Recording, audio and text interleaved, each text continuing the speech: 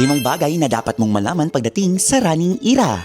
Hello! Ito ang ilan sa 5 bagay na dapat mong malaman pagdating sa running era, lalong-lalo na kapag beginner ka. O diba? Number 1, huwag na huwag kang makipagkarera sa iba or makipagunahan dahil unang-una sa lahat, kapag tumatakbo ka, kalaban mo ang sarili mo. Kaya naman, tumakbo ayon sa pace mo. Pangalawa, okay lang naman na mabagal kang tumakbo. Ang mahalaga, yung consistency. Makakatagal ka sa pagtakbo. Hindi yung mabilis tayong tumatakbo. Alam mo kung bakit? Kasi kapag mabilis tayong tumakbo, doon tayo agad mapapagod. Ayan ang problema ng ibang runner or baguhan sa mga running era. Kaya dapat, mabagal ka lang. Enjoy the moment. Enjoy the running. Ganun lang. Okay? Pangatlo, rest day ay training day. O kaya naman pagkatapos mo mag-work, mag-training ka. Lalo na kapag sumali ka ng 5 km or 10 km. Tip yan ha, at advice na rin yan sa mga baguhan sa running era.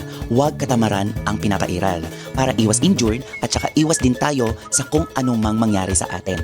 Mas magandang may training kesa sa magkasakit after the run. O diba, mahirap maging kwento, promise, trending ka! Pang-apat, ito ang laging nakakabudol, lalo na sa mga beginners or sa mga baguhan sa running era. Huwag na huwag kayo agad bibili ng mga running gears, okay? Dahil hindi ang outfit ang tumatakbo, kundi ikaw. Kaya iwas sa temptation, ha?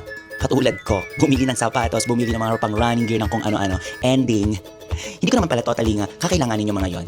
Dahil unang-una sa lahat, sarili at sarili ko ang kailangan kong alagaan at kailangan kong palakasin muna. Ganerns! Pang-5, hindi lahat ng tumatakbo ay payat. Yung iba, nagugutom lang after ng run, kaya okay lang kumain ng kumain, okay? This is Mix Potter ang nagbibigay reminder sa lahat ng baguhan sa running era.